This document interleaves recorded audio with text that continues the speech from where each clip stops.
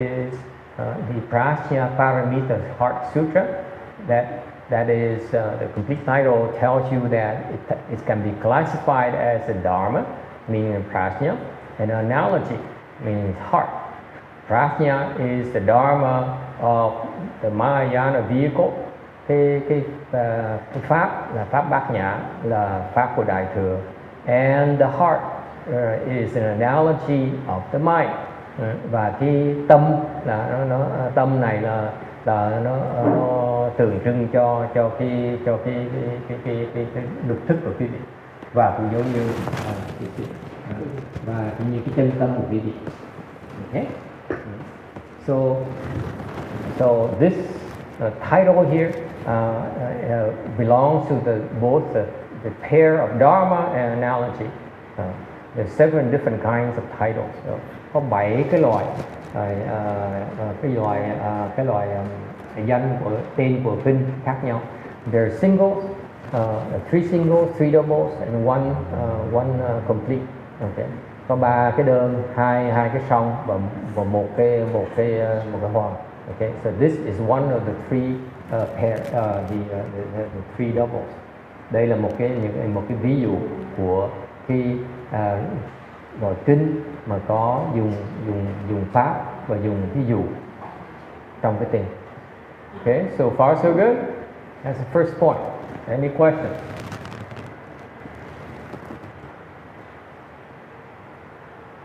Very good. Then if there's no questions, I think we have got a feeling we're going to breeze through this without any problem. Như vị hỏi chắc thì hy vọng mình sẽ đi qua kinh này rất là lẹ. Only 125 slides, có tất cả 125 tấm thôi. Okay. All right, number 2, the substance. What is the substance of this sutra? Cái gì là bàn về cái thể của cái kinh? What is the substance? What is substance referred to? Cái thể là cái gì?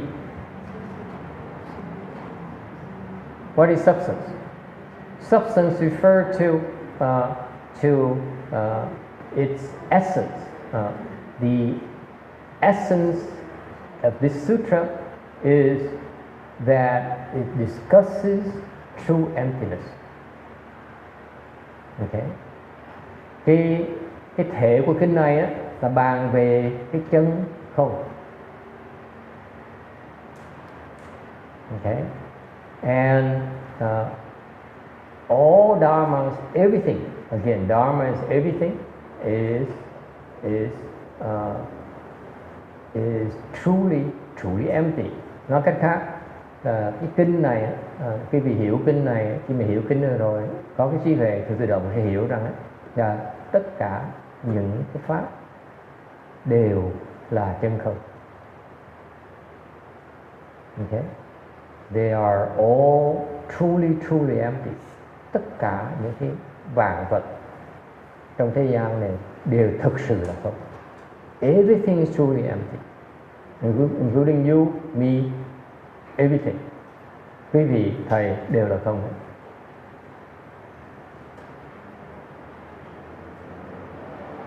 Okay? You got that? You understand? Quý vị có hiểu không? Yeah? Yeah? Anyone understands? Ai hiểu vậy? You got it, Anna?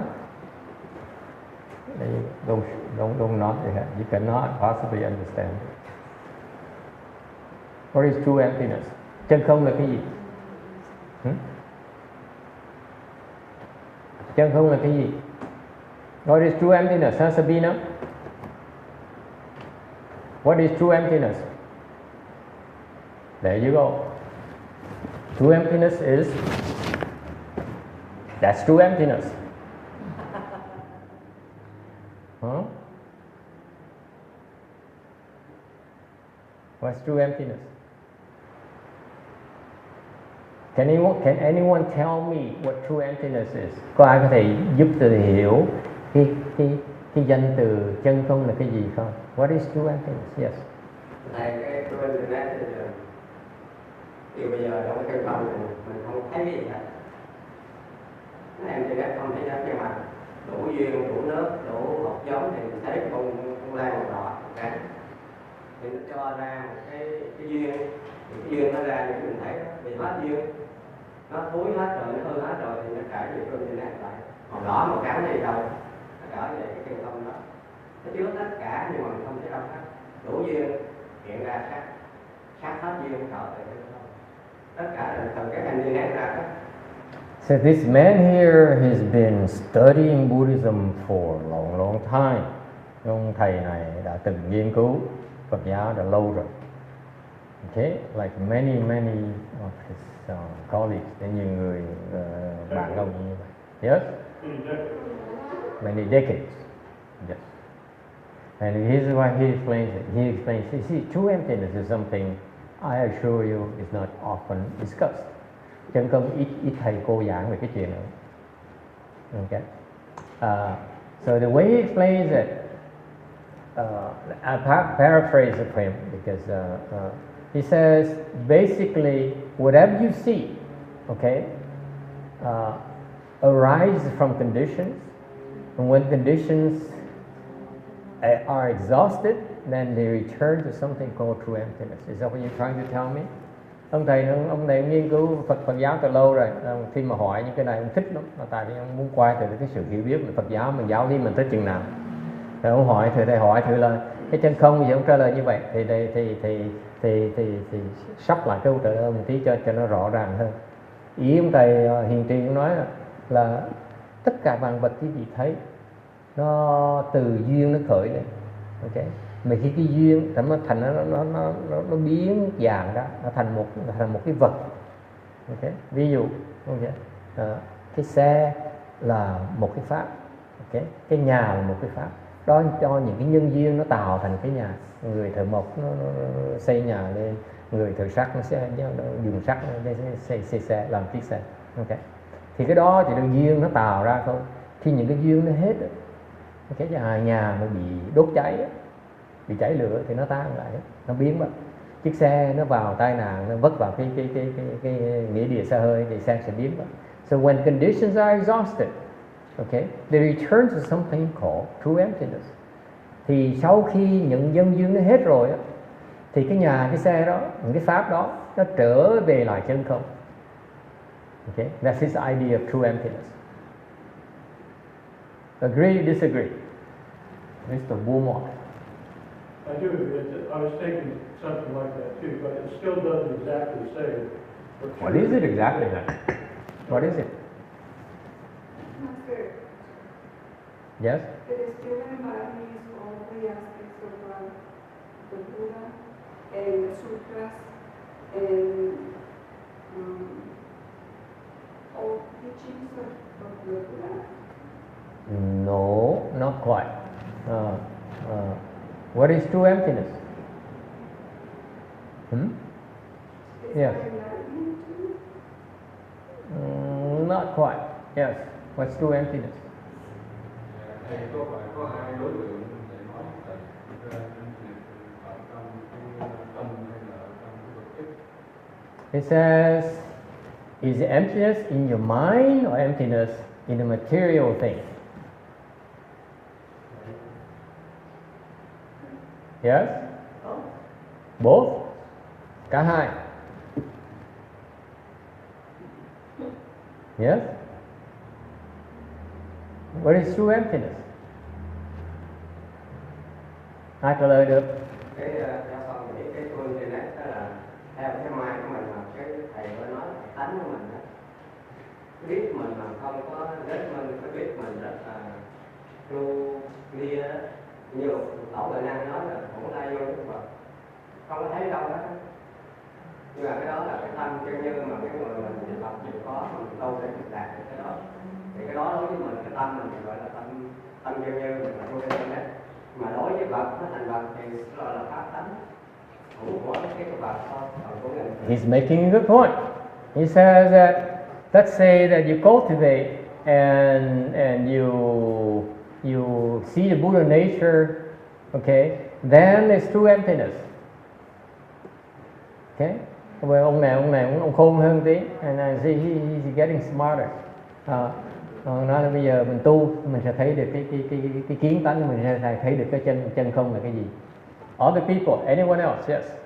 So when we emptiness is when our mind is free of all the mundane aspects of the world, of the external world. Yeah. Then we There's no husband, there's no children. Okay, sounds good, huh? No mother-in-law. Chân không là gì? Hello.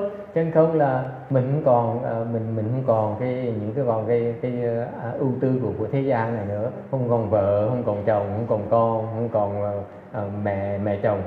Okay, I sounds good to me. Anyone else? Yes, sir. Doesn't it relate to having no other self and not the others and not the good? Không còn ngã. Yes, không còn ngã. Yes. Anyone else? Ai có ý kiến nào khác không? Chân không là cái gì? Come on, you got to know. Vì chắc là biết. I'm sure you read about this at least 100 times. Chắc chắn thì đọc cái chân không là cái gì rồi. Yes. Con có cái ví dụ nữa là cái cuốn kinh của thầy cuốn 4.2 gì Cũng chưa. Dạ, cái thầy chưa đó. Thầy có nói là không có tin cái tâm năng sang của mình. Nó không thật. He said, now he's quoting me, he's getting more, he's more clever. Cái ông già càng ngày càng khôn. Còn giờ nói bây giờ thầy dạy như vậy, this is what you taught in your 42 section sutra, meaning that don't trust your mind. But you see, Cái tâm năng sang của mình á. don't listen to your thinking mind. Không có, mình không tin nó. But my friend, good try. But the 42 section sutra doesn't teach about true emptiness. Cái này rất là khéo léo, nhưng đều thầy cảm ơn cái lòng tin của thầy hiền trì, nhưng đều trong cái kinh đó thầy không giảng về chân không này. And let me assure you, whatever I teach in there has nothing to do with true emptiness. Những cái giáo lý thầy dạy trong cái tứ thập nhị chương đó không bàn về chân không. Dạ, nhưng mà tại vì thầy không có tin cái năng sang đó, vì thầy cũng còn vẫn biết chứ không có chết. Ví dụ bây giờ con biết tâm năng sang, con không có tin cái tâm năng sang của con, nhưng mà con vẫn biết. Cái biết đó thì thầy con tin là cái truy đây đó, nhưng mà tại vì nó năng sang con theo nó nên con mê. Giờ nếu mà con đạt được cái truy đây đó, nó quay hết rồi thì con thành thật thôi. Thành ra nó cũng khi mà con còn sống này thì cái em đi những bé thì ngô đây all the time. But con năng sang con theo nó. You agree with that? And he insists on using my sutra to answer me. Cái ông này nhất định dùng cái giáo lý thầy dạy để mà trả lời cho thầy. Very clever. Ông này khôn. Yes sir. Yes sir. You the erudite monk. Ông kia là thầy, sao là ông thầy sách vở, thầy mọt sách. He's the sutra monk. He's the spiritual monk. Yes. Yes sir. Yes. The sutra monk. Doesn't matter. He's just using my explanation to answer me, and I don't buy that. I was wrong. I could be wrong. Okay. Yes, sir. What is true emptiness to you, sir? I really don't know, but I suppose you have to free the attachment to emptiness. The emptiness is still some attachment to it. Yes. He said, is it about not dwelling in form and marks? Huh? Is it true emptiness? Phải không? Không có cái đó luôn. Là mấy cái truy đó. Chứ mình nói không thì là cũng còn cái không. The monk said, no, it's got to be more than that. We got to know more. I'm sure. Mấy ông thầy tu đặt đất nó không phải nhiều hơn nữa, chứ không có giảng gì như vậy đâu. Well, yes, David is. Should I? Thầy nói là Free from everything. Nói là không có gì hết, không chấp vào cái gì hết. true nature of the mind. True nature of the mind. Cái bản tính chân chính của cái tâm mình. Anyone else? Okay. Yes. Không gì? Tâm vắng lặng. The mind is still and quiet. Yes. Okay, but what is that mind? Cái tâm vắng lặng nó là cái tâm gì vậy? What is that mind that is still and quiet? Buddha nature. Chỉ có It's hard to say, he says. That's very good. Yes, that's also correct. Yes. No desire. No, what kind of desire we're talking about? Okay. Không có cái tham dục. Cũng có lý. Yes, anyone else? Let me ask you this. Okay. It was said earlier in a comment that you cultivate and you see your nature and you experience that. Is that what you said? Con người mới nói hồi nãy nói là mình tu, mình kiến tánh, mình thấy được cái chân không. Okay, that is correct. Very good.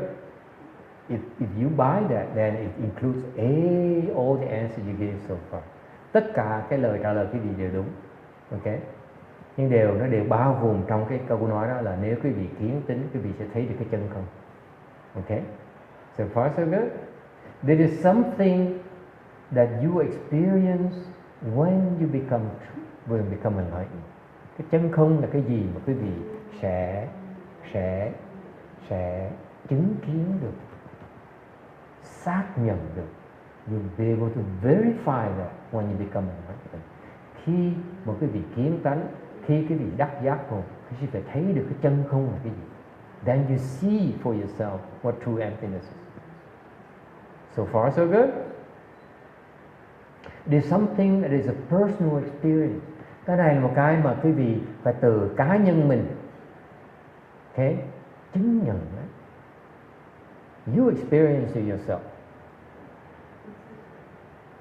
The true emptiness here is a personal experience. It is a state, if you will, in Chan. Thì cái thiền tông đó, có gọi là cái cảnh giới. Thì true emptiness is one such state. Thành trong cái thiền tông đó, bàn về cái cảnh giới thì cái chân không là một cái cảnh giới gọi là chân không. So far so good. Is it clear? Because it's something that you experience yourself. Okay? Therefore, when you experience it, you have no way of explaining it to others. Một khi quý vị chứng kiến được, thấy được cái Phật tánh của mình, một khi quý vị giác ngộ, một khi quý vị thấy được cái chân không đó vào cảnh giới đó, không thể nào mà diễn tả được. It's impossible to describe it. The Chan school calls it, bên thiền tông gọi là gì? What is it called in the Chan school? Seeing the nature. Very good. What else? A place, một cái chỗ. This true emptiness is a place. Cái chân không là một cái chỗ. Okay? Where the pathway of the words come to an end. Nói cái chỗ này mà con đường ngôn ngữ đó, nó tới đó, nó ngừng lại, nó tới không được. I cannot reach it. Cái ngôn ngữ tới nó không được. So far so good. The Chan school, the way the Chinese did it is very very clever. Cái thiền tông mô tả cái cảnh giới chân không này nó rất là tuyệt vời. Okay? It says it's a place, it's a state. Đây là một cái cảnh giới, đây là một cái chỗ mà if you use the words to get to it, it ends before you can reach it. Mà nếu như cái vị muốn tới đó bằng con đường của ngôn ngữ thì nó ngừng lại, nó không thể nào tới được. You go, the road ends before you get to your destination. So far so good. Một cái chỗ mà một xứ mà những cái tâm tư mình á nó tiêu diệt hết. It's a place where all mental processes die, are extinguished.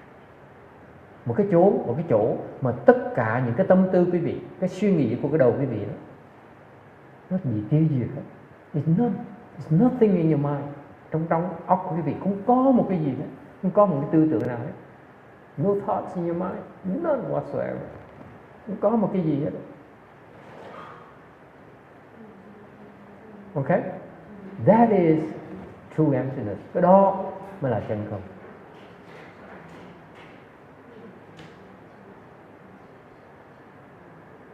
Questions or comments? Yes. Excuse my question might be a very different one. But when the body dies, the mind doesn't die, right? When the body dies, the mind changes bodies. The mind never dies. Câu hỏi, nói xin lỗi thầy, câu hỏi một câu rất là thực tiễn. Khi một cái thân con nó tan rã, nó chết á, thì cái tâm nó có chết không? Thầy nói khi tâm quý vị chết thì cái thân quý vị chết thì cái tâm nó tan rã hay là không? Thân tan rã nhưng cái tâm nó không bao giờ tan rã. Cái tâm quý vị chỉ đổi cái xác thôi. Cái chị lần chuyện that's what happens. Your mind doesn't die. It moves to the next hotel. Cái tâm quý vị nó không có chết. Khi cái thân chết, cái tâm không chết. The body dies, but the mind moves on to the next body. The Buddhists call it moving to the next hotel. Okay. Là khi một cái thân thể xác cái gì nó chết á, thì cái tâm quý vị nó không chết, nó chỉ dòn qua cái thể xác mới. Thì Phật giáo mới gọi là nôm na gọi là đổi cái khách sạn qua khách sạn mới rồi. Yes sir. You described the mental emptiness, that's a state of emptiness, a mental state of emptiness. Is there another emptiness? Everything empty. Is there another thing? Good question. Có người hỏi. Vậy đến ngoài ông thầy đang giảng nghĩa về cái cảnh giới của cái tâm, cái không của cái tâm. Còn có cái nào là không nữa không? So the world systems are also empty. But that's not because of the mental state. Someone talked about there's no attachment. Okay? Okay. Có người nói là không chấp vào, không có trụ. There's no dwelling, there's no attachment. Is that okay with you? Yeah. But there was a debate associated with it. The point is, what is it? What is what? What is the emptiness of the world system? Emptiness of the world system? Yeah, it's just, they're there, but they're not there. The emptiness of the world system, you mean it's completely empty. Okay. It's an illusion. Right. Okay? Okay, are we falling asleep? Mình buồn ngủ rồi phải không? This is too much, right? It's too profound for you, right? No. In my case, there are also like the illusion spots, illusion spots, But this is the ultimate truth.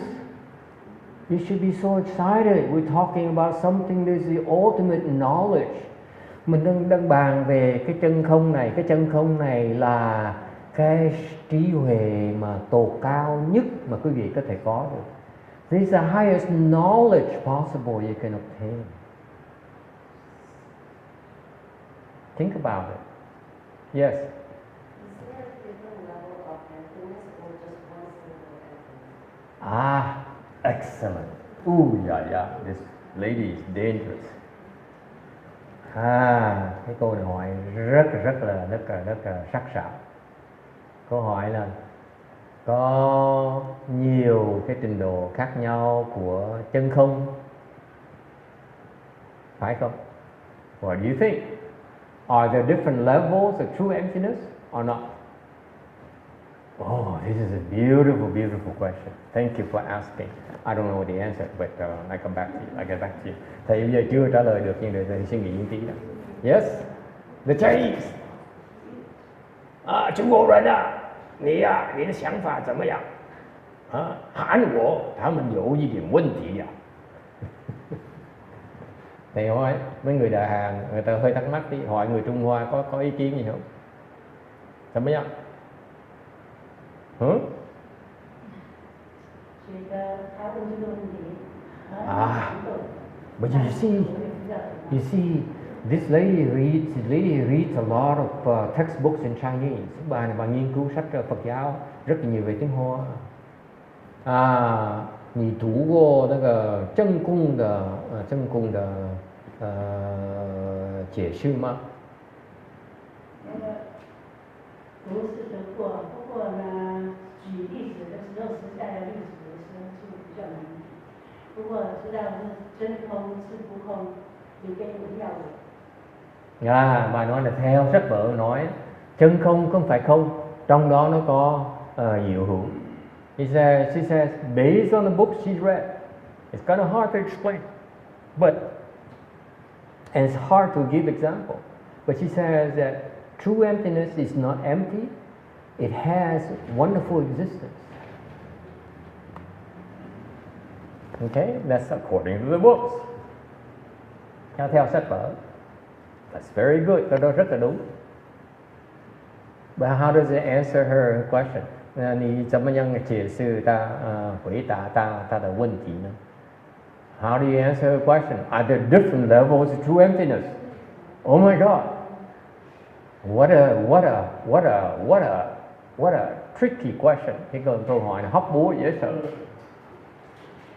But we have plenty of people who raise their hands. Rất nhiều người giơ tay lên hỏi. A lot of us who are so advanced students of Mahayana, mấy cái người nào đã theo thầy học đại thừa rất là lâu rồi họ biết. They have the answer, I'm sure. Yes sir. Thầy với nguyên do là thầy này là Đức Phật nói là mình mê lầm, cho nên mình dùng sáu thức mình tiếp nhận các bạn. Xung quanh mình để mình mê lầm mình vô mình. Bây giờ mình dùng cái lý này, mình là càng ngày mình quan sát là mình gạt mình kỹ cái mê lầm của sáu thức này. Lúc nào đó nó nhận ra nó biến thành cái ký rồi nó nhận ra cái internet mà nó với mức độ thấp. Lần chẳng hạn thầy nói với những vị thiền sư mà sau khi ngộ rồi ở với các tổ 5 năm 10 năm để chi là họ mài cho béo cái thức họ lên nữa, rồi lên một tác sơ địa thất địa để đến thành Phật phải là tu internet canh chẳng còn dưới vậy thấy được hết. Cho nên thầy trong mức độ chứ không phải ai thấy giống nhau đâu. Very good. He uses a lot of Chan concepts and Chan books, and he says, of course there are many different levels of true emptiness. This is why you keep on working at it. Okay? Like the Chan masters, they become enlightened, and they stay with the master for 5, 10, 15, 20 years, 30 years, to make sure that they perfect this true emptiness thing here. Huh? Did you translate for her? That's just explained to you. I mean, you experience true emptiness, and according to what I just has been explaining the last several years, you keep on working at it for 5, 10, 20, 30 more years, 40 more years, until you perfect that emptiness, true emptiness. Okay? Yes or no? Yes, sir. Seems like levels it's your intellect that looks at levels and distinguishes. But you just said the intellect can't reach it, so it doesn't seem that true emptiness has levels. Again, it has low levels, huh? Again, levels. No levels? How come there's no levels? Well, it's our thinking mind, it's a rational mind that distinguishes things, that looks for levels and separations, right? Mm-hmm. But we said that the thinking mind can't reach true emptiness. You see, that's why I call him Sutra Master. He's very clever. He says, true emptiness has nothing. How can it have levels? I'm paraphrasing him. He's clever. Cái ông này bởi thầy mới gọi là ông thầy kinh vì vậy đó. Tại vì ông này nói cái chân không nó không có gì hết, làm sao mà có trình độ khác nhau được. But then his Sharia colleague disagrees. Để ông thầy sao lại không đồng ý? Không phải là cái chân không nó khác nhau mà do cái người thấy khác nhau, cái nghiệp họ còn phải sám hối, còn này họ chưa bằng lấy một khổ, cho nên họ phải sám hối gần thầy gần tổ để kinh nghiệm lần lần kém lên. Do đó nó có Bồ Tát sơ địa, nhị địa, thập địa, tứ địa, thác địa. And the Venerable Sri monk says, of course, true emptiness is no differentiation. Differentiation is in the person who experiences it.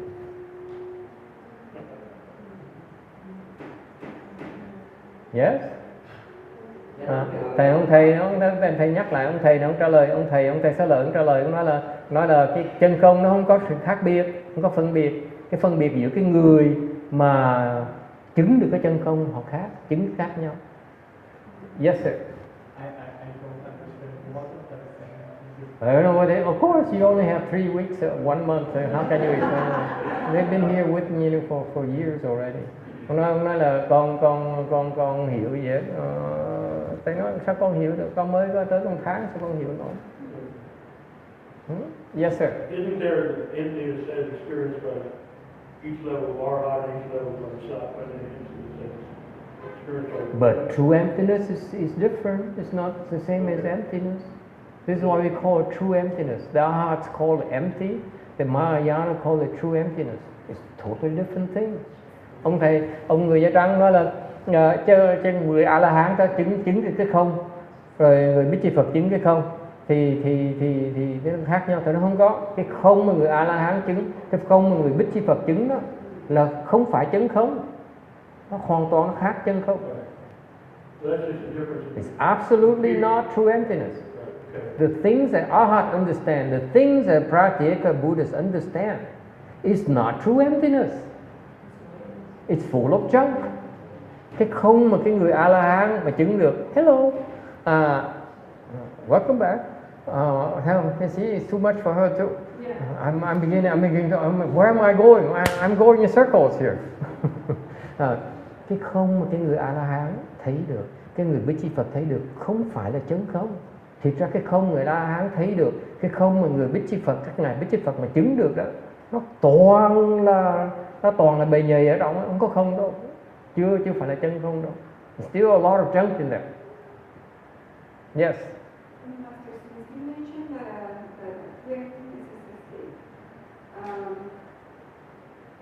the ones who pass through it, it's a personal experience, an independent experience. How do you get that into emptiness? Very good. Let me explain to you. I've been beating around the bush for a long time. Thầy nói qua nó co một tí đồng hồ.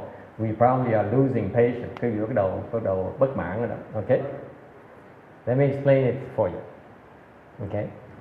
It's an excellent question. Thank you for the question. Thứ nhất thầy mới nói cái câu hỏi rất là khôn ngoan. It's a very excellent question. If you ask that question, it causes a lot of problems. You don't ask that to the next teacher, okay? Because you only embarrass the teachers. Hỏi như vậy ta trả lời, ông thầy trả lời không được, rất là mất mặt ông thầy, okay? And you force us to say things that we don't understand. Hỏi mà ông thầy trả lời không được, ông thầy mất mặt, ông thầy nói tầm bậy tầm bạ là ông thầy đọa địa ngục. Because if we invent things like some of these people do, we go to the hells. We do, trust me. The Dharma Master has a little problem. Nếu cái pháp sư có vấn đề nhỏ mà trả lời tầm bậy tầm bạ là chết. If we don't know, we're supposed to say I don't know. Ông thầy không hiểu nó, tôi chưa biết. Okay? These people here, they should have learned to preface their statement and say, I'm not sure I understand, but based on my thinking, this is what's supposed to do. Okay? Cái ông thầy mà cẩn thận nói là tôi không biết, mà theo tôi hiểu đó, tôi nghĩ là như vậy. Tôi nghĩ là khi mình trả lời như vậy đó, thì mình xác nhận lại mình chưa thấy. Mình không thể dám nói mình thấy được. Is that clear? English. The answer for a good monk is to say, I'm not sure what it is. But based on my research, based on what I learned from my master, based on learned from the patriarchs, I think that's it. If you preface it like that, you speak in the truth. You say, this is my interpretation because I have not certified to it yet. Is it clear? If you're like that, you will not fall to the hells. Nếu ông thầy mà trả lời như vậy sẽ không đọa địa ngục. Mà ông thầy mà dám nói tầm bậy, nói là thì chân không đương nhiên nó có nhiều trình độ khác nhau. Hoặc là người ta nói chân không đương nhiên là nó không có trình độ khác nhau, là mình chỉ tưởng tượng thôi là mình chết ngắt. This is why a lot of monks fall to the hells. Bây giờ có nhiều ông thầy đọa xuống địa ngục bây giờ đó, trả lời tầm bậy tầm bạ, tại tưởng tượng đó. They use their imagination, they use their deduction to say, based on what I know, I think A, B, therefore there's a C after that. Not necessarily, chưa chắc đâu. Why not? Tại sao nó không phải như vậy? Because remember, this true emptiness here, you cannot get there by thinking. Quý vị tới đó bằng cái suy nghĩ không được. Quý vị suy nghĩ thì quý vị chết. Okay? This is why the overwhelming majority of Dharma speakers, the overwhelming majority of monks and Dharma masters and the preachers out there on the internet don't know what they're talking about. They don't dare discuss true emptiness. Bởi vì đa số những ông thầy mà giảng pháp, thầy cô giảng pháp, những người đăng bài trên mạng, không có ai bàn về cái chân không. Tại sao như vậy? Tại người ta không thấy, nói là chết. Okay? All right. So where are we? Different levels of true emptiness. Okay? Here's how it goes. The only one true emptiness. Có một cái chân không thôi. So far so good? There's only one. If, think about logic, let me prove to you why it's only one. Thầy sẽ chứng minh cho quý vị thấy tại sao chỉ có một thôi. Is it okay? I might appeal to you, Miss Korea, because I will prove to you that true emptiness is only one. Okay? Because if true emptiness has more than one, has two or more, okay? Nếu như cái chân không nó có hơn là một, có thể hai hay là ba, nó không phải là một, okay? Nó hơn là một. There is no true emptiness anymore. Thì không thể nào là chân không nữa. Because it has something else already. Nếu nó là chân không, sao có gì khác được? You see that? Therefore, true emptiness is only one true emptiness. So far, so good? Agree or disagree? I agree. It's true. There's only one that has to be complete. It has to be everything. Cái chân không này nó có hết tất cả. Okay? Why does it is this true emptiness here? Let me explain to you. Cái chân không này rất là đặc biệt. First of all, this is the nature of true emptiness. Okay? Cái bản tính cái chân không như vậy này. I'm going to explain to you and I'm going to appeal to your rational thinking. Thầy giảng để cái óc quý vị suy nghĩ, quý vị thấy nó có lý chừng nào. It makes sense. Okay? Number one, it's truly empty, meaning that it has absolutely nothing. Okay? Thì mình nghĩ lại cho coi, cái chân không là gì? Nó chân không tại vì hoàn toàn trong đó nó không có gì hết. So far so good. That's why it's called truly empty. Absolutely. If you say anything at all, then it's not truly empty. It has anything at all. Trong đó nếu như nó có bất cứ một cái gì thì nó không thể là chân không được. Agree, disagree. That's the definition of true emptiness. It's nothing, absolutely nothing. Nothing there. Cái chân không hoàn toàn không có một cái gì ở trong đó. So far so good? Agree, disagree? Absolutely nothing. Right? What about Adam? What about Adam and Eve? Not even any Adam. Rồi hôm nữa ngoài vậy chứ mấy cái phần tử gì đó mấy cái phân tử tại sao? Thầy chọc nó là vậy chứ cái ông Adam với bà Eve tại sao? Yes, Adam and Eve. Can you have Adam and Eve? Cái chân con nó có Adam với Eva không? Hả? Yes or no? Can't have Adam and Eve, because can't have Adam. Of course you can't have Adam and Eve. Where is the true emptiness? The question you should be asking me next is where is the true emptiness? Quý vị phải hỏi thầy tiếp là cái chân không nó ở đâu? Huh? Where is the true emptiness, by the way? Where? Everywhere. Yo! Where is true emptiness? He hears me. Oh, how interesting. Yes, true emptiness. Where can I find it? Remember, there's a place where I go. When I use words to say I'm getting close, and then the road ends. When you say, "Oh, I think I can conjecture, I can see in my mind," and you get close and it disappears. You cannot reach by words, reach by thinking, but there's a place. It's real. There's a real place. Có một cái chỗ thiệt sự nó có. It's not imagination. You're not crazy. Quý vị không có điên, chưa điên đâu. Okay? It's a true thing. That's why it's called true.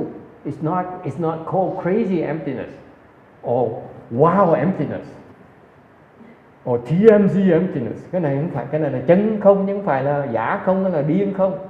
Okay? It's a real thing. Okay? It's called true emptiness. There's a place called true emptiness. Let me ask you, where is it?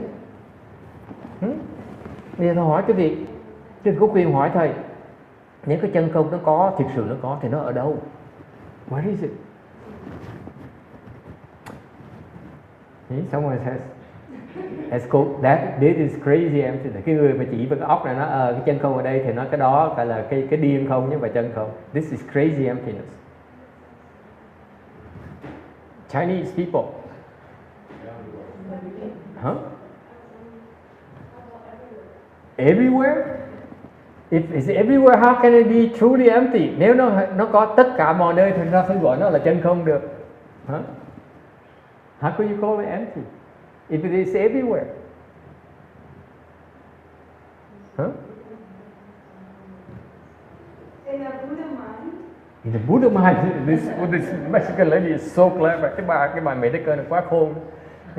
He says this, you have to go to the Buddha to get to it. Cái bà khôn như sao nó là quý vị phải qua Đức Phật mới thấy được cái đó. Beautiful. I can't argue with that. Thầy nó cãi được cái lý này. This is such sound logic. Cái bà này khôn quá đi. Yes, anyone else? Đâu vậy? He said it's the true nature. But what is its true nature? What is it? Yes. Again, if you could say what it was, it wouldn't be empty.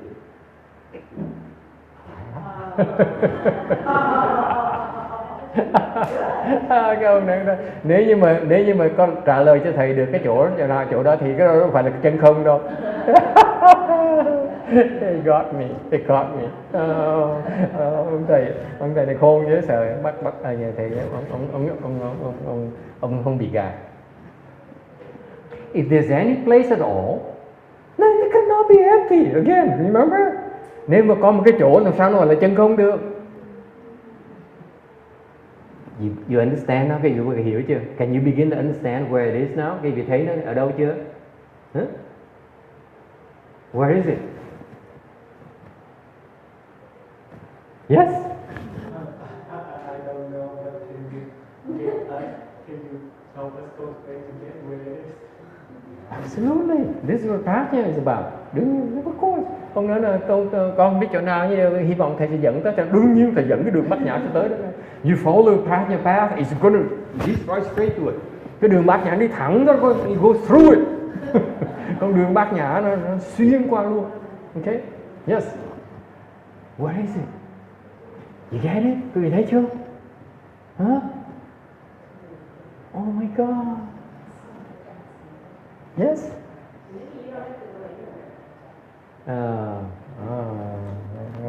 Không cần phải đi đâu ấy. Yes.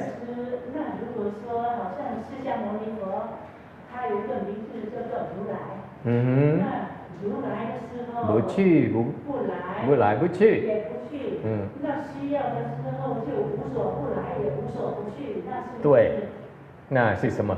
那不就也是真空，也是真空要有啊。 Nhưng người Tàu nó rất là khôn lắm. The Chinese they're very clever. They says, let me cite to you the Tathagata. Ok, người Tàu khôn như sợ. Tao nói bây giờ để tôi dẫn chứng cho thầy Như Lai. Như Lai là gì? Như Lai là bất hư, bất lại, bất lai. Tathagata is not coming, not going. And it's nowhere it's coming from, nowhere it's going to. Okay. Và bất sợ lái, bất sợ khứ, đã không đi không lại mà không từ chỗ nào đi mà không từ chỗ nào đến. Kinh khủng không? Người Tàu thì dạng như vậy. This is why the Chinese text read. That is true emptiness. Cái đó là cái chân không.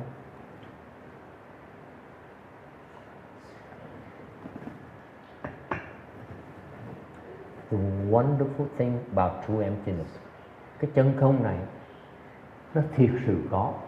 There's a place called true emptiness. Okay? That's your Buddha nature. Cái chân không này là cái Phật tánh của quý vị. Right? You heard that before. You believe that, don't you? Quý vị đã từng nghe rằng chân không này là cái Phật tánh. You always heard that true emptiness is your Buddha nature. Correct or not? 你听过那真空就是你的佛性，对不对？ Meaning that you have true emptiness. Có nghĩa là quý vị có cái chân không. Right? See my logic is infallible. Quý vị thấy cái lý luận của thầy chưa? Okay? Your Buddha nature has true emptiness. Cái Phật tánh quý vị nó có chân không. Meaning that you are true emptiness. Có nghĩa là quý vị là chân không. Yes or no? Yes or no? Có nghĩa, therefore you are true emptiness. Yes or no? Yes? You cannot say no. You say I'm not true emptiness. Then get out. Mấy người nói ông thầy sao mà tôi mà chân không được? Tôi là có Phật tánh. It's the same as saying that you don't have the Buddha nature. Okay? Nếu người nói cái gì nói tôi không phải chân không là không khác gì nói mình không có Phật tánh. If you say I am not true emptiness, it is equivalent to saying you don't have the Buddha nature. Yes or no? Yeah, yes. If you are true emptiness, she's true emptiness, cái người này là chân không. You are true emptiness, quý vị là chân không. Then where is true emptiness then?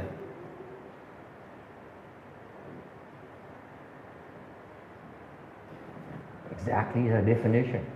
True emptiness by definition is nothing in there, and yet it's nothing that's not in there.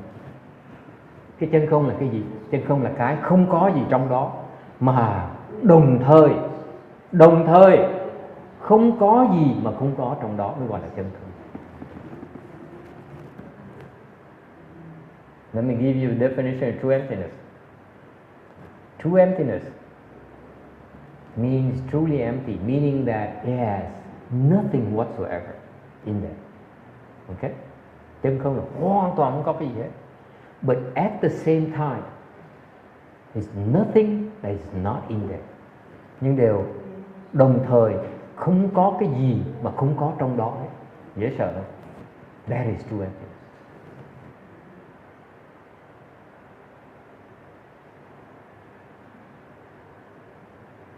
Let me put it this way for you. If you use any other definition, nếu quý vị dùng bất cứ cái định nghĩa nào khác, then what you have is you have a problem. If true emptiness has nothing in there, then where the heck am I? Và nếu như quý vị nói chân không hoàn toàn không có gì hết á, okay, thì quý vị tự hỏi này, tôi ở đâu? tôi đâu ở trong chân không đâu. I'm not inside true emptiness. Okay? I'm excluded from true emptiness. Meaning my Buddha nature is excluded from true emptiness. See? So cái chân không nó phải đi đôi đôi với diệu hữu. So going back to the definition, going back to the experience is that you are true emptiness is paired up with wonderful existence at the same time, one and the same.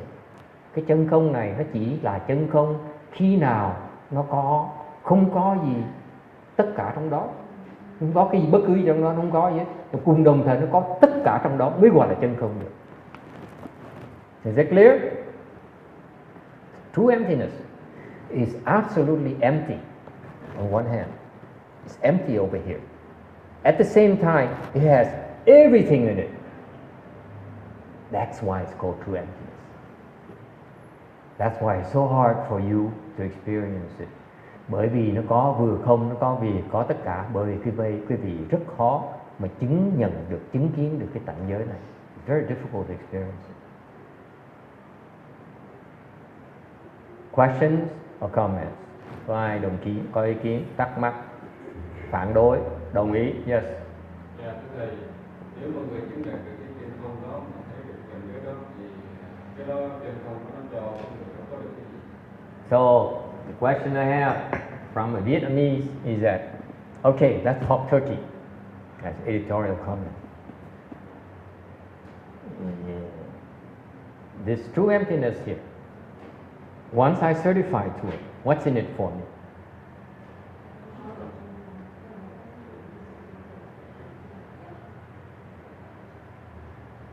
Absolutely nothing. Để trả lời sao? Hoàn toàn không có gì hết. For you. At the same time, everything. Và cùng một lúc mình có hết tất cả. If you're one of the existence, right? Yes. That's what's in it. Yes, everything and nothing at the same time. Okay?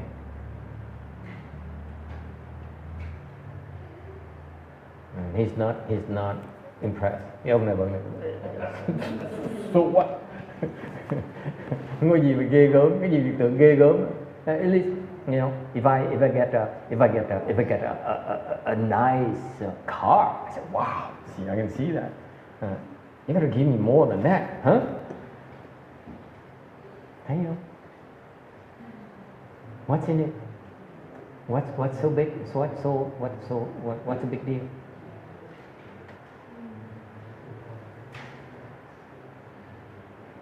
Yes? Thầy con thấy là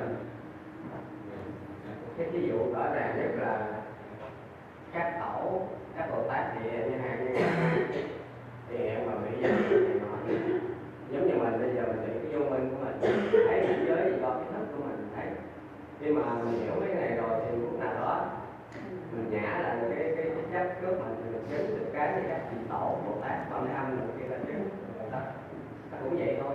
Mà tại vì mình vô minh giống mình cũng mê mấy vị Phật mấy Bồ Tát dạy mình nhưng mình có làm được vậy thôi. Since I'm being pushed, bây giờ thầy đang bị dí lần này phải giảng thêm. I need to make more. If I say everything and nothing, he says, yeah, right.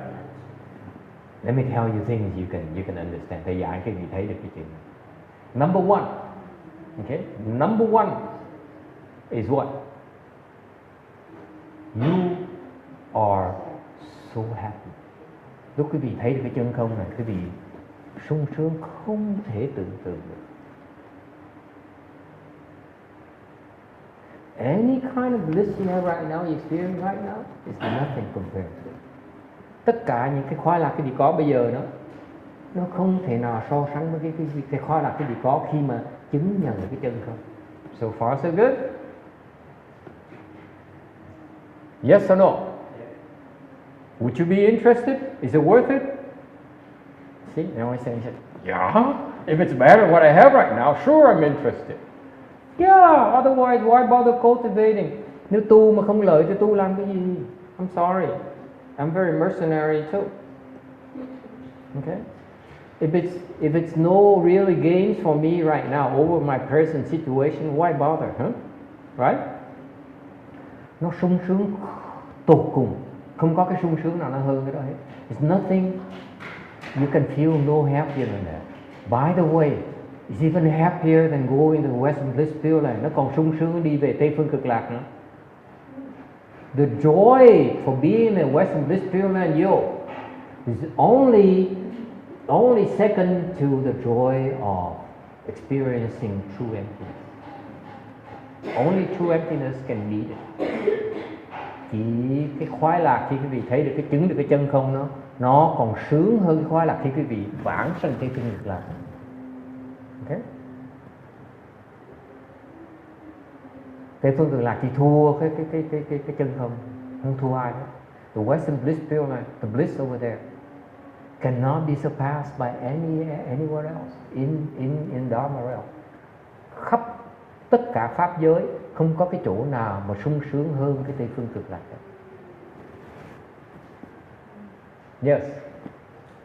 Dạ thưa thầy, nó có giúp cho để có thêm cái trí tuệ và phát triển phần từ bi rộng lớn.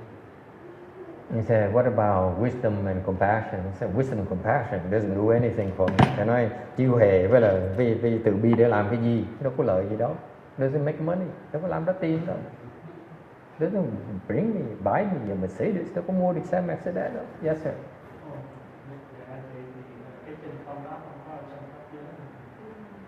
Trong pháp giới. Nó trong pháp giới. Chân không là pháp giới. True emptiness is a Dharma realm. Dharma realm is everything, everywhere, right? It's true emptiness. Cái pháp giới là chân không. Okay? So far so good? The bliss. You're interested, right? Okay. What about one more thing? Okay? Một cái đặc tính khác của chân không, nó không bao giờ nó đổi. It never changes.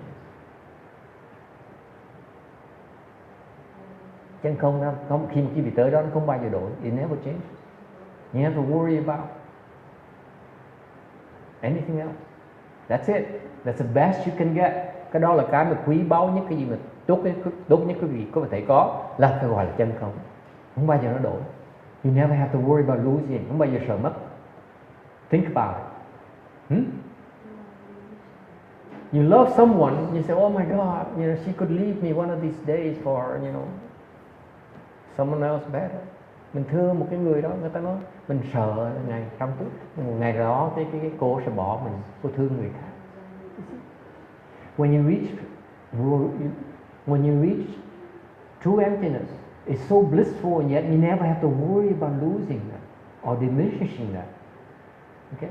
Thành khi bị tới chân không nó sung sướng tột cùng mà không bao giờ nó giảm hết. Yes.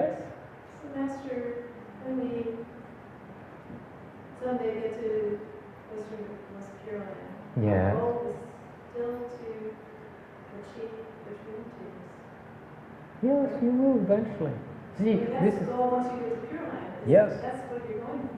but you do it with style. Oh, You do it in a way that you never have to suffer.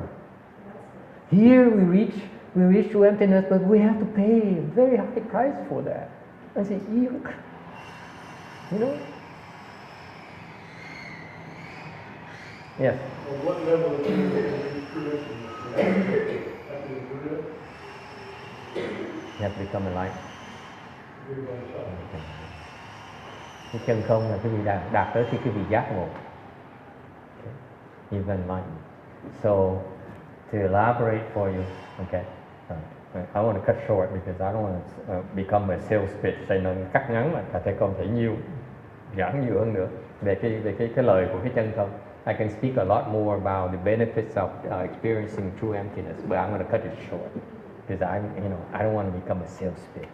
Thầy không muốn nói quá nhiều về cái chân không này, tại vì nói mà cái lời của chân không này nói nhiều quá thì nó trở thành một cái chuyện thương mại, cái quảng cáo. Okay, nó mất cái hay của chân không. It kind of degrades the true emptiness a little bit. But But let me address the other question. Okay, that was unanswered aspect of the question is answered. Is that then what is if this enlightenment? Okay, true emptiness is something you experience when you're enlightened. Nếu như cái chân không là cảnh giới mà quý vị sẽ chứng nhận được khi mà quý vị đắc giác ngộ, thì tại sao có nhiều cái trình độ giác ngộ khác nhau? Then why are there different levels of enlightenment? Why? Tại sao như vậy? What are these?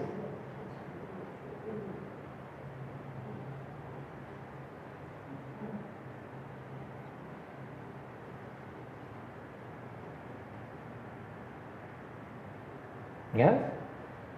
Tại sao?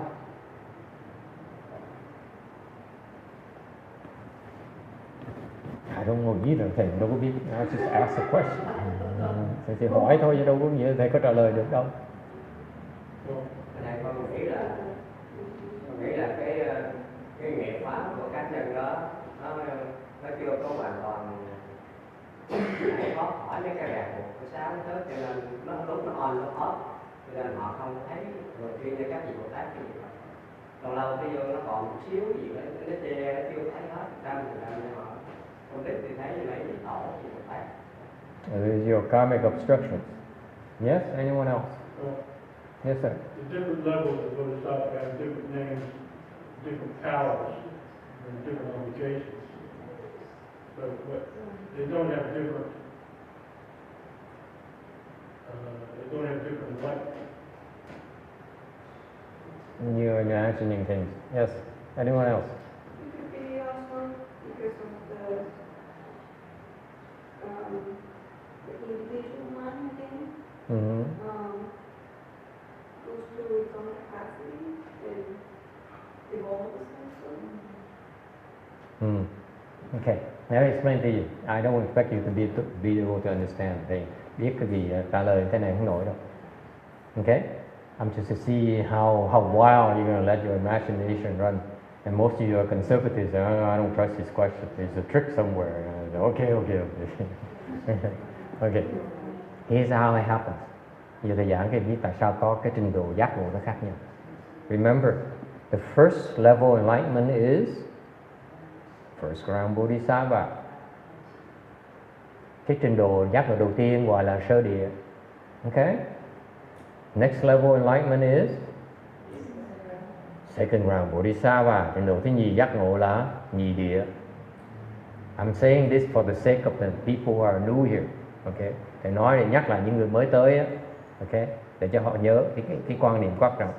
Remember, enlightenment begins at first ground. Nhớ không? Cái giác ngộ đầu tiên á, là sơ địa, nhị địa, tam địa, tứ địa, ngũ địa, thất địa, bát địa, cửu địa, thập địa. So you have up to 10th round bodhisattva. So far so good. That's different levels of enlightenment. So far so good. And then there's equal enlightenment, xong rồi tới cái đẳng giác. Then finally you have the Buddha. Sau cuối cùng là Phật quả. Is it clear? I assure you, the Hinayana people don't talk about this. Bên Nguyên Thủy họ giảng cái chuyện này. Because they're not about enlightenment. Họ không biết về cái giác ngộ. In Mahayana, it's very clear. Bên Đại Thừa chúng ta nó rất rõ ràng. You may be enlightened. Okay? You go around and say, oh, Eureka! Miriam says, Eureka! I'm enlightened. Okay? Then your teacher says, not done yet. Because you're not there yet. You're here at this level. Okay? Thành cái người mà nói tôi giác ngộ đó, nó chẳng có ý nghĩa hết. Nó phải hỏi là mà tôi giác ngộ ở trình độ nào. You see? There are 11 different levels of enlightenment before you become a Buddha. Trước khi thành Phật có 11 cái trình độ giác ngộ khác nhau mới thành Phật được. That's how difficult it is. Nó khó như vậy. Okay? So why do the Chan school says see nature and become a Buddha? Thì bởi vậy Thiền Tông, tại sao Thiền Tông lại nói là Kiến tánh thành Phật nghĩa là sao? What does it mean? See your nature and become a Buddha. Kiến tánh thành Phật nghĩa là sao? At all levels of enlightenment, you see true emptiness, which is your Buddha nature. Với tất cả cái trình độ giác ngộ đó, quý vị kiến tánh, quý vị thấy được cái Phật tánh mình, cái đó gọi là giác ngộ. Okay? Then you see, you experience a state called true emptiness. Lúc đó quý vị sẽ chứng được cái cảnh giới gọi là chân không. You will see. Lúc đó quý vị sẽ tự thấy. So far so good. You can see it. Your teacher hopefully can see it. Quý vị thấy được và ông thầy quý vị có thể thấy được. Okay? Not all teachers can see. Không phải bất cứ ông thầy nào thấy được đâu. Thấy trình độ quý vị được đâu. It's not for sure that your teacher can see your level. Yes. Ông thầy thấy được cái chân không của học trò, mà ông thầy chưa chắc thấy được trình độ học trò. Hai cái nó khác nhau. Tại cái chân không thấy được là tại sao? Here's what happens. This is trade secret. Okay, cái này là bí mật nghề nghiệp. Okay, please don't tell people. Đừng có nói ta biết. Okay, because you tell people, you're gonna keep on repeating this, and it's no longer a secret. Nếu mà nói nhiều người biết quá đó, thì nó không còn là bí mật nữa. Đã bị bật mí rồi. Okay. Here's the secret. Okay? When you enter the state called true emptiness, thì quý vị vào cảnh giới gọi là chân không. Okay? And another person also entered the state called true emptiness. Cái người khác vào cảnh giới chân không. Okay? Even though he's higher than here than you, are you experiencing the same thing or not? Quý vị, mặc dù mình thấp hơn ông thầy kia, đều mình có cùng cái chân không hay không? Is it the same true emptiness or not? Yes. It is true, it's the same thing. Mình mặc dù mình thấp hơn ông thầy, mình nhưng đều cái cảnh giới mình vào đó nó cũng giống như cảnh giới ông thầy thôi, right? That's why the teacher can recognize your true emptiness, but he may not recognize your level of true emptiness. And I explain to you why later. Is it clear? Tại ông thầy chưa chắc được thấy cái trình độ người học trò, chỉ xác nhận được cái trình độ không của cái chân không của người học trò thôi. Vice versa, the same thing with the student. The student down here, he looks at the teacher and says, I don't know where he's at, but I can see that he entered true emptiness. Me too, because I can see it. Therefore, I said, this guy here can certify that you've seen true emptiness. Same thing, this guy can certify this guy is true emptiness. Cái gọi là cái tâm ấn chỗ đó. This is what mind is meant by the mind seal. So far so good. This is a secret. Mấy ông thầy cứ nói, tôi truyền pháp, tôi chứng cho con. Nhưng cái đó là tầm bậy. The monk who says, I transmit the lamp to you. What lamp? Thầy truyền đăng cho đệ tử của thầy. Thầy hỏi, đăng cái gì? Cái đăng gì? Cái gì mà có cái đăng? If you experience true emptiness, is there a torch you need to pass on to the student? Nếu cái vị thiệt sự chứng cái chân không này, cái vị còn có cái đuốc để đưa cho nó không? Huh? Absolutely not. This is not the Olympics. Cái này không phải là thế giới vận động. Okay? It's no torch. Is it clear? If you have certified true emptiness, you are enlightened already. You would never tell people, I transmit my true emptiness to the next guy. It's impossible to transmit. Cái người mà giác ngộ rồi không bao giờ nói tôi truyền cái đăng cho người đệ tử tôi. Tại vì cái chân không thể nào truyền được. So far so good. So that's why my master once, before he died, he said, what do you want me to certify? I certify for you. I said, how can you certify something you don't have? Trước khi ông thầy qua đời, sư phụ thầy ông hỏi, con cần gì? Tao chứng cho. Thầy nhíu mắt lại hỏi, ủa? Sư phụ đâu có thấy đâu, sao mình chứng được cho con? Giỡn thôi. Chứng là phải thấy mới chứng được chứ. So, going back to the point, when you become enlightened, even though you don't see each other's level, you can still see that you certify to emptiness. Mặc dù, ta nhắc lại quý vị nghe, một khi quý vị giác ngộ rồi, okay? I know it's boring for some of you, and say, oh my God, emptiness, enlightenment, I mean, it's so far away from me. You know, I'm trying to make through the day here today. You know, I hope, 2:30 comes very quickly so I can go shopping or something like that. You know, thầy biết cái vị đó là nhàm chán tới nơi đàn mấy chuyện mà hoang đường không, là giác ngộ cái này không. But this is the knowledge of Mahayana. Cái này là cái sự hiểu biết về cái Đại Thừa. Quý vị đã hiểu tại sao ông thầy này biết là ông thầy thì sự phải hiểu về Đại Thừa, không hiểu Đại Thừa. Ok? Because, tại vì trong Đại Thừa, một khi quý vị thấy được chân không rồi thì quý vị có thể nhận được nhau. When you are enlightened, you can recognize each other as enlightened, but you don't necessarily see what each other are. Okay? Thành mặc dù trong cái Đại Thừa, nếu quý vị giác ngộ rồi, thì những người giác ngộ có thể nhận được nhau, mặc dù họ không biết rõ ràng ở nhau ở đâu thôi. So it's not uncommon for a master like Master Xu Yun. Thành những cái không có chuyện gì ngạc nhiên nếu như một cái người thiền sư, tổ sư như ngài Thư Vân. Okay? When he saw Master Xu Hoa, khi mà ngài gặp ngài Tuyên Giác, ngài Tuyên Hóa, okay, ngài said, you enlightened, so am I. Thì ngài nói như thì có nghĩa là ông là giác ngộ, tôi cũng là giác ngộ. He says, thus, meaning you are enlightened, so am I. That's what it means. 如是.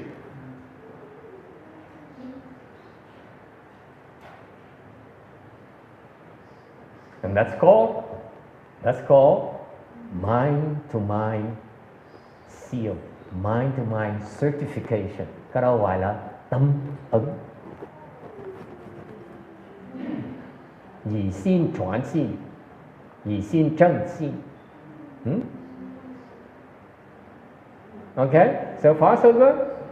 Even though at that time Master Xu Hoa is high level in Master Xu Yun, ngay lúc đó trình độ ngài Tuyên Hóa cao hơn ngài Thư Vân. Điều ngài Vân phải cũng có quyền chứng cho ngài Tuyên Hóa nào.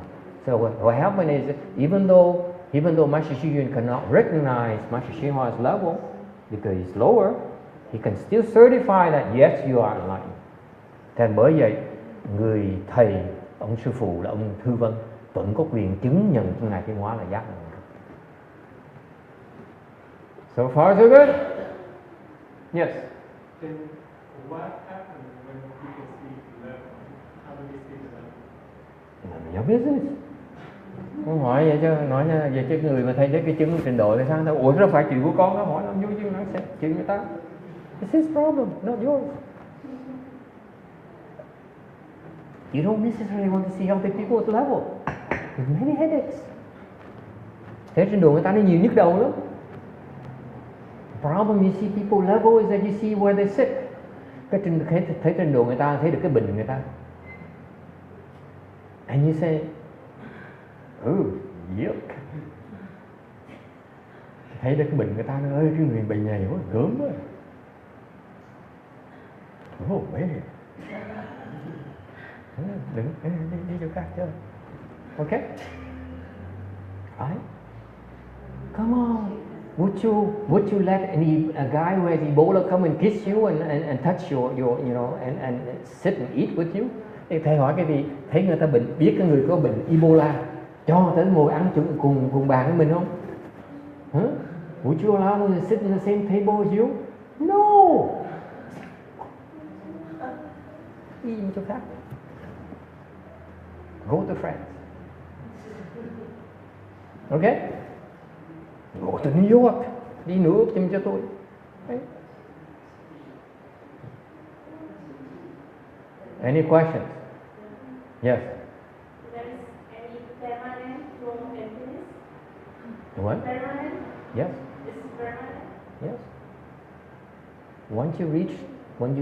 When you certify true emptiness, you always will never change. You remember? You never change. That's why wherever you go, you're the same.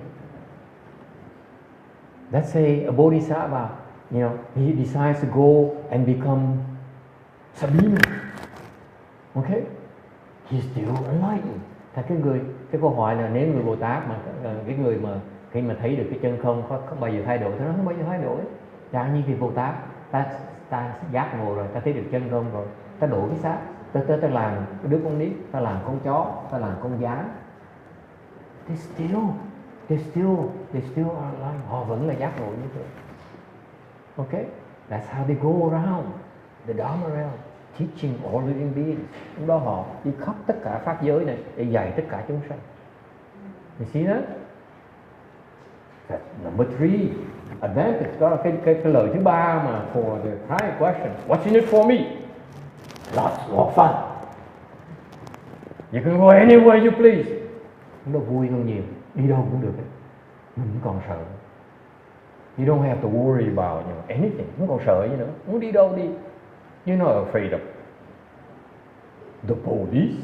Không còn sợ lính. Không sợ cảnh sát.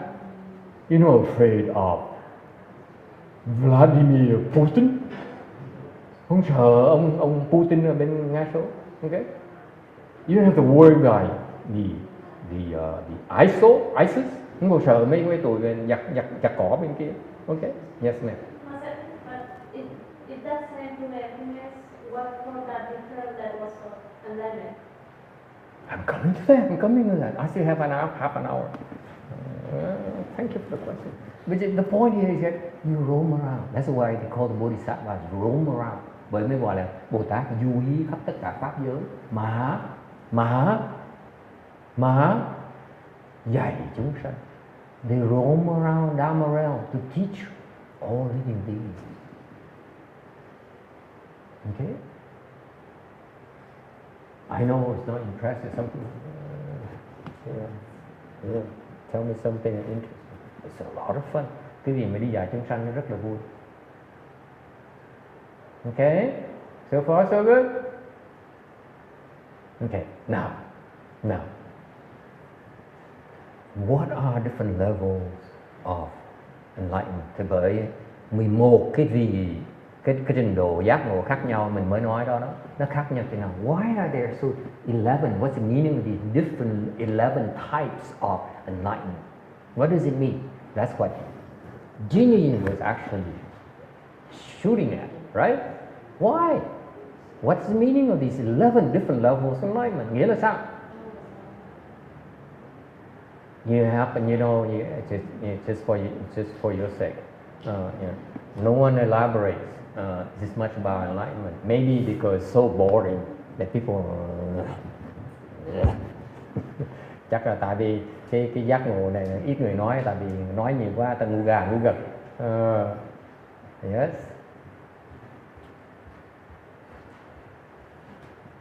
Này khác nhau là tùy theo cái công hạnh với cái công đức của cái vị Bồ Tát.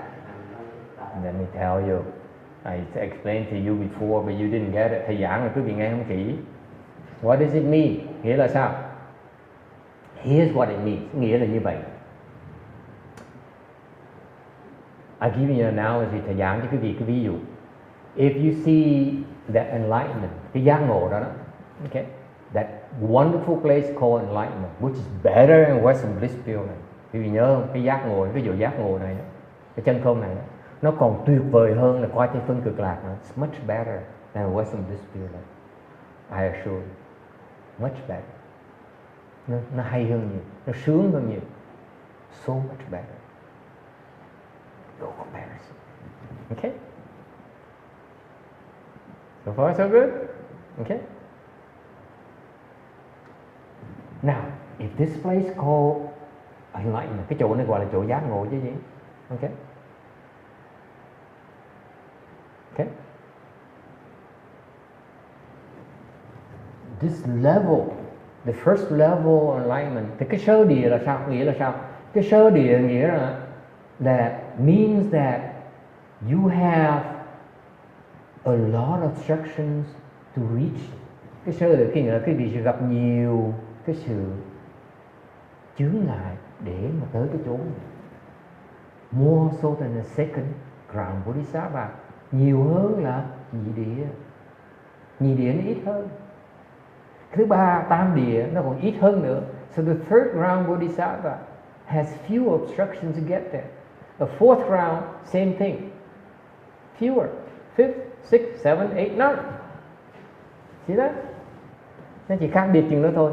Là mỗi cái trình độ mà giác ngộ nó thấp hơn thì nó bị nhiều cái cản trở để khiến cái vị không thể vào cái chân không được, nhập cái chân không được. Is that clear?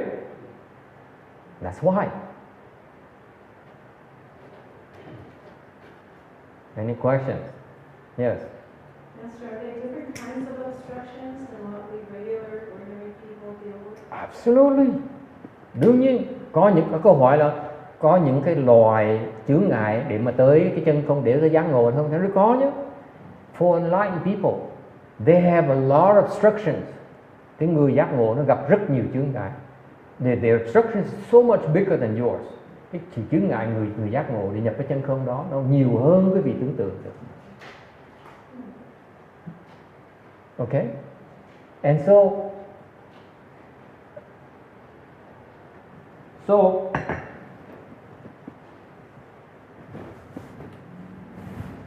the nature, so each level, and mỗi cái trình độ của giác ngộ, and this is the first time we explain it. It's ever explained. It's never explained like this before in any books I've read so far.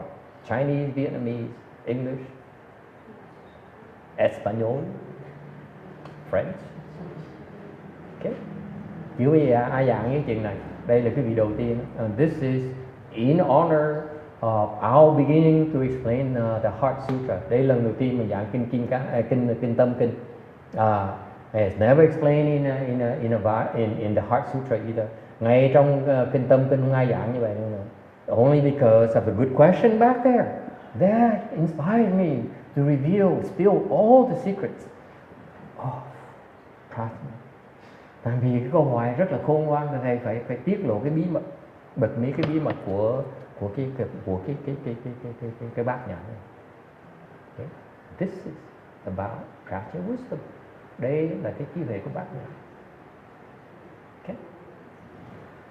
So what happens is the first ground Bodhisattva.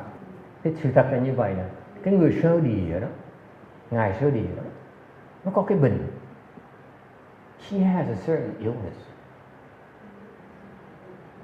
certain types of attachment that prevents her from entering, from reaching this true emptiness. Cái người sơ địa đó, họ có bị một cái bệnh, họ có những cái chấp trước khiến cho họ khi mà vấp vào cái đó không thể nào tới được. So their enemies come up and present these types of obstacles, and therefore they can't enter it. They become confused.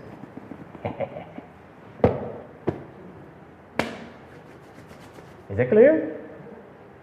Thành những cái người tử thù của họ đó, họ tới, họ tạo những cái chướng ngại này để họ không nhập được cái chân không. Người sơ địa nhập được chân không, thành người sơ địa trở thành gì? Trở thành mê muội. Dễ sợ không?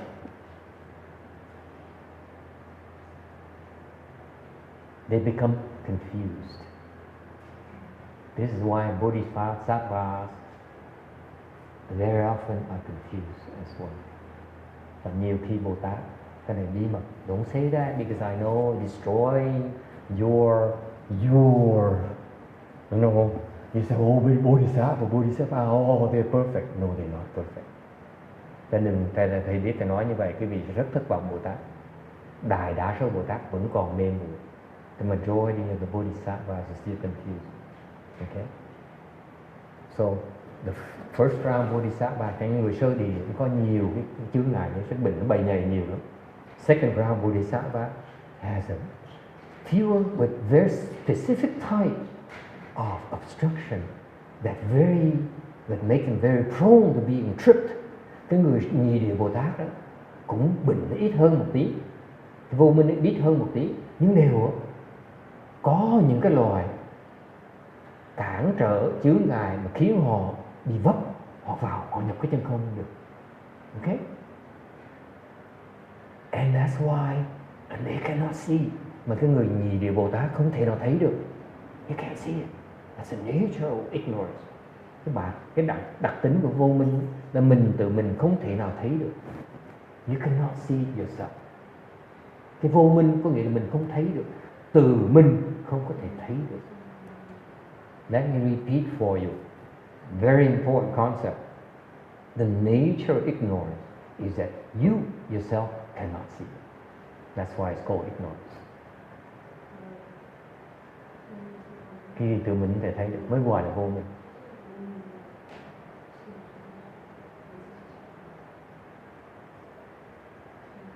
Yes, sir. They see the same, or they experience the same true emptiness, but do they realize they're not there? No. So what happened is that the first ground Bodhisattva, he realized that he has obstruction. So he keeps on fighting, working. He enters it. He says, once I come in here, I don't want to come out. Okay? This is what happens to the arhats. The arhats experiences something called emptiness. So when he says he enters the ninth samadhi, he says, wow, oh, I'm so happy. And then he comes out and he says, oh, I'm so unhappy. So he says, next time come in, I'm not coming out anymore. See?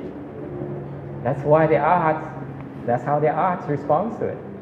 Hình như cái bên A-la-hán, các ngài nhập được cái vô sanh pháp nhận, ngài sung sướng quá, ok, ngài sung sướng tuyệt đỉnh, xong ngài xuất định, thầy trở lại thế gian này thấy, trời đất ơi, cái ông cái bầy này quá hơi, please, can you go somewhere else? Đi vô mượn đi chỗ khác giùm tôi đi, đừng có đem rác tới chùa tôi, don't bring garbage to my temple. So he says, next time I enter this samadhi again, I'm not coming out anymore. Ông A-la-hán mới mơ ước này, lần sau mà tôi mà vào cái định đó tôi không đi ra đâu, tôi không nhập ra nữa đâu, tại đi ra đi khổ thôi, ra làm cái gì? And that's the difference between an arhat and a bodhisattva. Cái đó là sự khác biệt giữa ngài A-la-hán và ngài Bồ Tát. The bodhisattva says, I know when I enter here, I'm happy. I will never have to suffer again. And I'm just as happy as the Buddha. Ngài Sư Địa Bồ Tát nói, tôi nhập vào cái chân không này là tôi sung sướng như Đức Phật vậy, không khác gì. I'm just as happy as the Buddha, cannot be any happier. So far so good. But you know what? Nhưng điều sao? My wife is still suffering. You know, ông nói là mẹ tôi vẫn còn đau khổ. I need to go back and help her. Tôi phải trở về giúp bà ấy đã. I cannot enjoy. I am not enjoying myself. Nó tôi không thể nào tôi sung sướng được. Tôi không thể nào. I cannot do this yoga. People I truly care for are still suffering. Therefore, I cannot enjoy myself. Yet, I need to help them first. Người Bồ Tát nói là những người thực sự tôi thương yêu người ta đó, người ta còn đau khổ quá đây, tôi không thể nào sung sướng được. The arhats, they only want happiness for themselves. Cái người A-la-hán chỉ muốn sung sướng cho mình thôi. Okay? They don't care whether you suffer or I suffer. Người A-la-hán nói thấy một cái gì đau khổ, okay? Say, hey, you're suffering because you're stupid. Ông nói là cái gì khổ tại vì cái gì dốt. You choose wrong. Okay? That's all they see. They never make it a point to help you see where you're wrong. Người Bồ Tát mới nói là cái gì khổ tại cái gì thiếu cái sự sáng suốt. Tôi chỉ cái cách này làm để mà sáng suốt thì mới hết khổ. So far so good. Okay? So that's why the first crown Bodhisattva, nghe cho kỹ này. Listen carefully. Remember the first ground Bodhisattva. Nhớ cái ngài Sơ Địa Bồ Tát đó. Okay? Lowest level. Trình độ thấp nhất của giác ngộ. Okay? When he enters true emptiness, khi mình nhập vào cái chân không đó, sung sướng tột đỉnh, so happy. Okay, but he says this is fine, I have work to do. Điều tôi biết cái này sung sướng, nhưng điều tôi sẽ hy sinh. What is the word? Tôi chọn gì? I'm choosing to Chinese people. 我选择什么 ？Okay, forget Chinese people.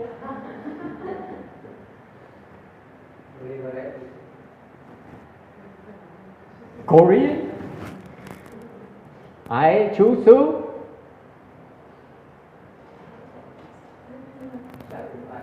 Okay. Yes. Help mothers. I choose help my mother. Help mother or others? Mothers. Make up your mind. Help mother. Okay. She said help mother. Tôi chọn để mà tôi giúp mẹ tôi. Good girl. What else? Anyone else? I choose to take a loss. Tôi chọn bị thiệt thòi.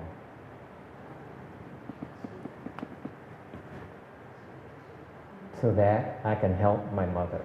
Để tôi có thể giúp mẹ tôi. Are you? Cái đó là tâm địa người Bồ Tát. That is the mindset of a bodhisattva. I will suffer, I will take a loss in order I can help others. Instead of enjoying myself. Thay vì mình sung sướng, mình chịu cực chịu khổ để giúp người khác.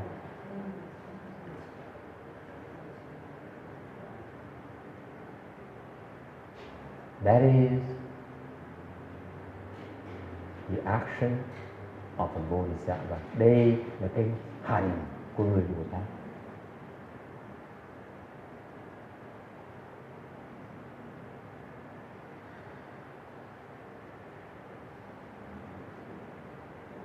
Okay? This is why my entire life, bởi vậy cả cuộc đời của thầy, I have yet to find another teacher. Thầy chưa bao giờ gặp một ông thầy nào khác who's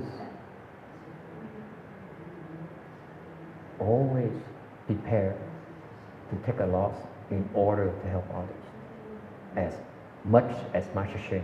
Cả đời thầy chưa bao giờ gặp một người nào khác mà sống đó, mà sẵn sàng chịu thiệt thòi để giúp người khác nhiều bằng Ngài Tiên. His entire life, as far as I know, is to help others. He's never by himself. Cả cuộc đời Ngài không bao giờ làm cái gì để giúp mình hết, mà toàn giúp người khác. So who is helping others? That's how high his level is. Cái trình độ Ngài cao đến độ như vậy. You see? You get my point? At the first ground Bodhisattva, he says, I help certain people I don't care. Người sơ địa nói là tôi giúp, nhưng để có hàng người tôi không giúp. Second ground Bodhisattva says, okay, I help a little bit more, a few more people, but certain people I don't care, especially old people. Mấy người già giúp làm gì?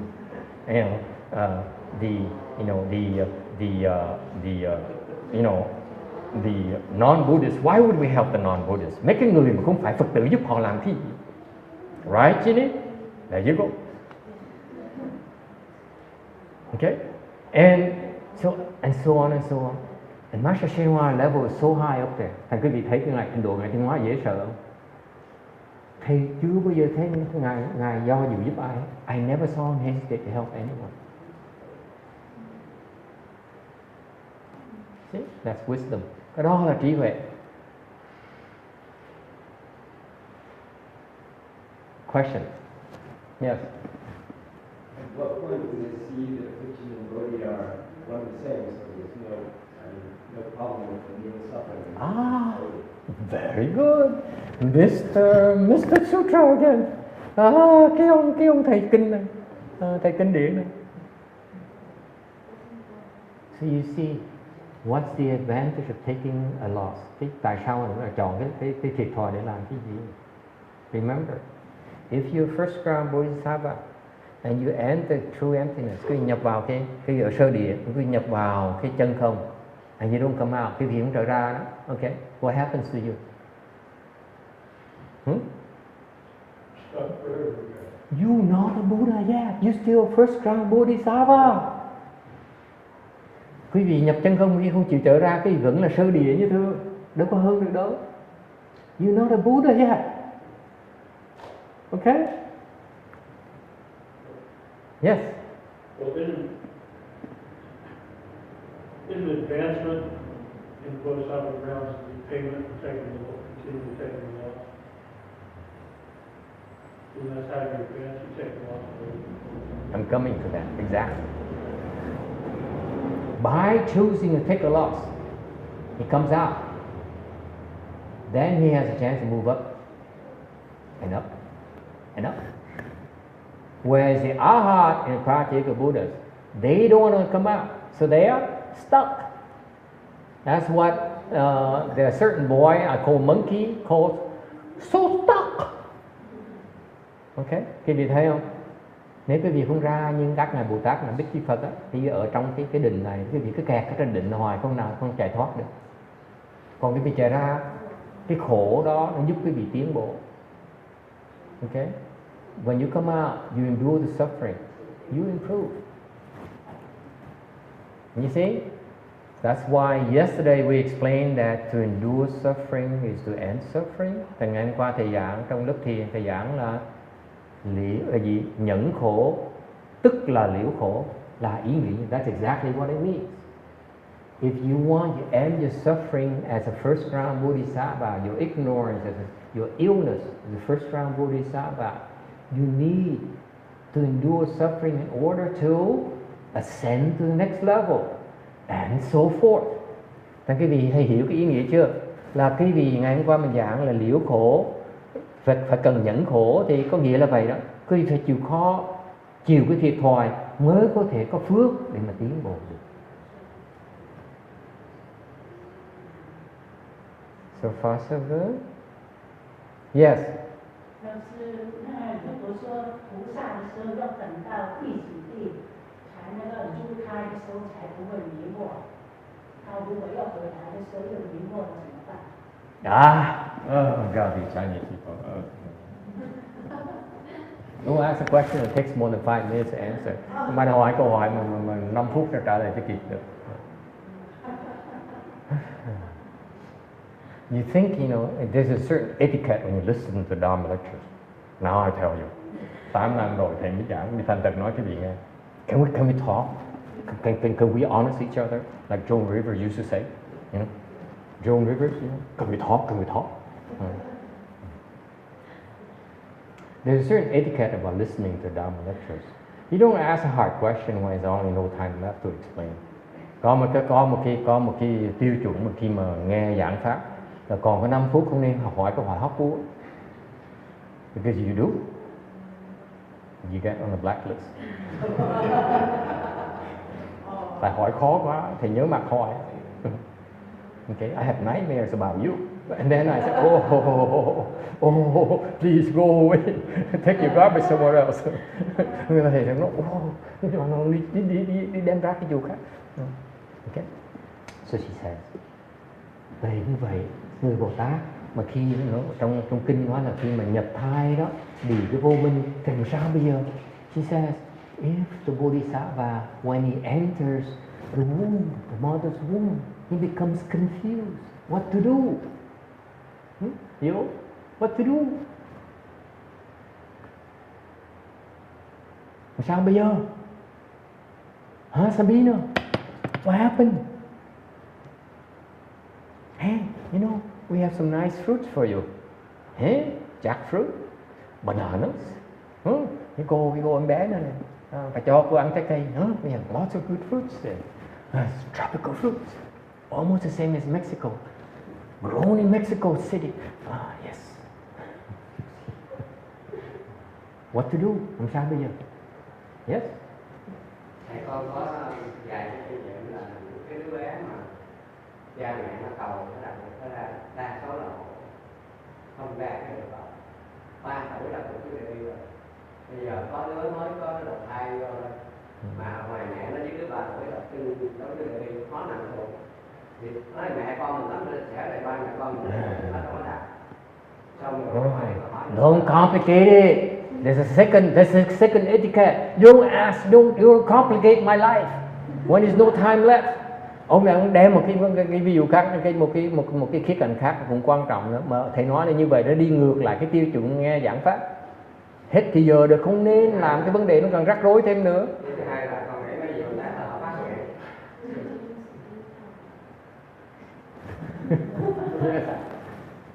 Maybe the question was, what does the Bodhisattva do when he's in the womb? Well, He says, let me explain to you what he says. It's very interesting. He says his experience has been when the Bodhisattva in the womb, especially these special boys and girls, they don't go through the regular birth. They go. Okay?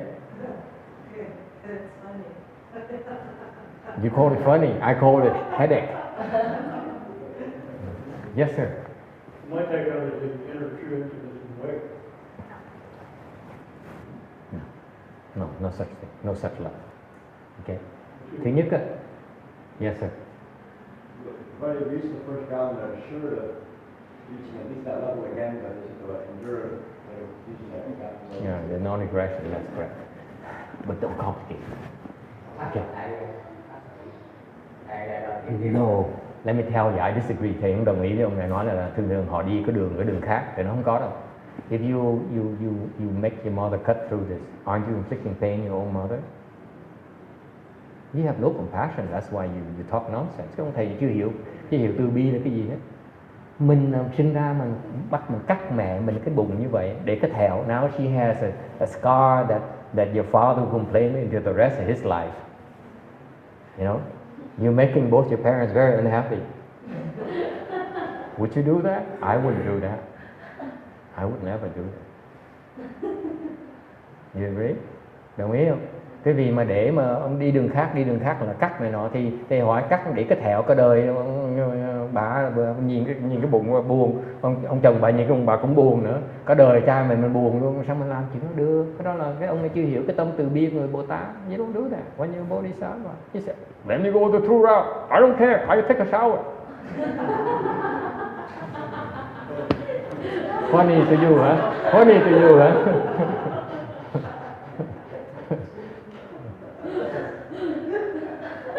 Yes, sir. Do they speak Dharma for their mother while they're in the womb? Yes, they do. Okay. So what happens? Is the problem with these Chinese people? Cái người Tàu hỏi mấy câu hóc búa. What to do when they sit in a womb and they become confused? Ngồi trong thai là bị mê muội. Làm sao bây giờ? What happens? Huh? What happens? Secret, okay? Entre nous girls only, between us girls only, entre nous les jeunes filles only, seulement. Okay? Now.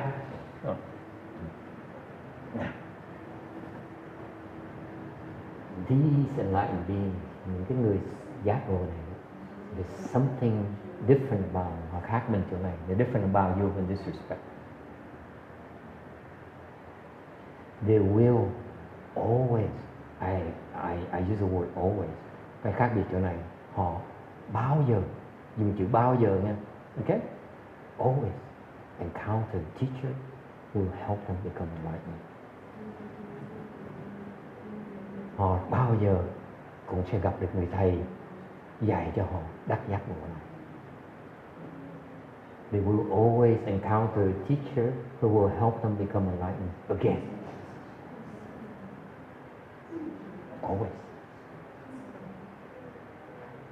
Okay?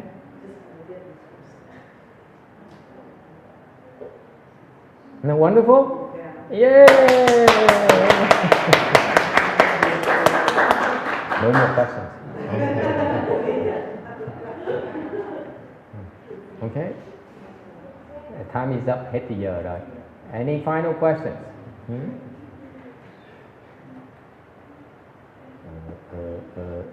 How do I save the hyperlink?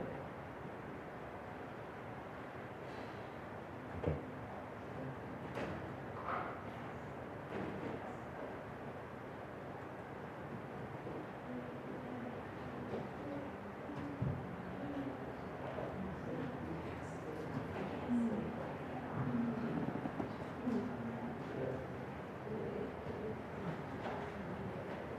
Okay. I blink. Folder. Okay. This is document. 3. Okay. Are we happy? Huh?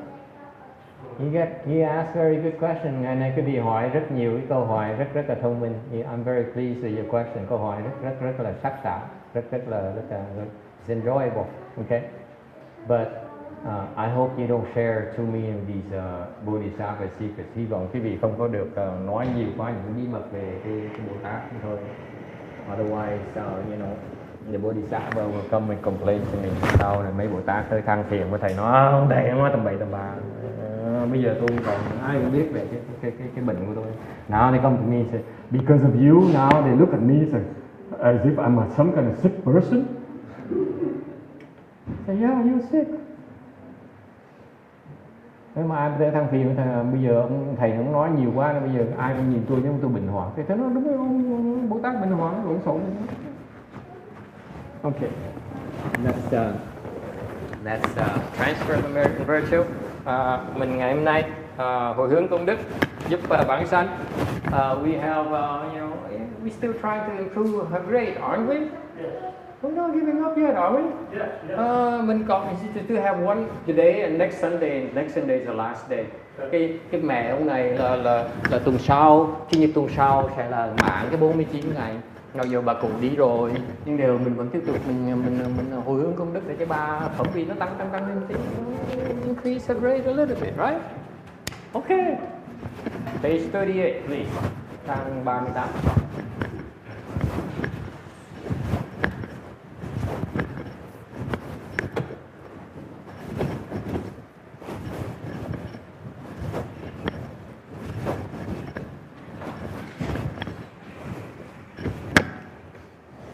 I can raise this, I guess, shorten it because you asked too many questions.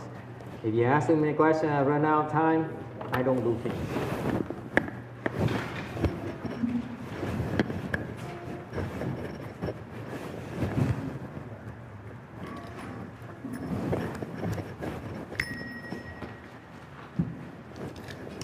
Okay, page 38, please, trang 38.